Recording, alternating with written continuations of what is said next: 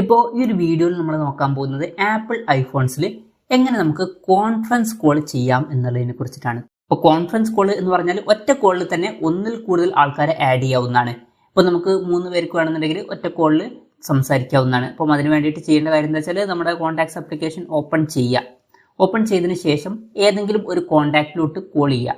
ഞാനൊരു എക്സാമ്പിളിന് തൽക്കാലം കസ്റ്റമർ കെയറിലോട്ട് വിളിക്കുകയാണ്. അപ്പോൾ നിങ്ങൾക്ക് ഇഷ്ടമുള്ള കോൺടാക്റ്റിലോട്ട് വിളിക്കാവുന്നതാണ്. ഇപ്പോൾ ഒരു കോൺടാക്റ്റിലോട്ട് വിളിക്കുകയാണെന്നുണ്ടെങ്കിൽ നമുക്കിവിടെ താഴെ ആഡ് എന്നുള്ള ഓപ്ഷൻ കാണാൻ പറ്റും. ജസ്റ്റ് അതിൽ ക്ലിക്ക് ചെയ്യുക. ക്ലിക്ക് ചെയ്തതിന് ശേഷം നിങ്ങൾക്ക് അടുത്തത് ഏത് കോൺടാക്റ്റിലോട്ടാണ് വിളിക്കേണ്ടത് ആ ഒരു കോൺടാക്റ്റ് സെലക്ട് ചെയ്യുക. ഞാൻ ഈ ഒരു കോൺടാക്റ്റിലോട്ട് വിളിക്കുകയാണ്.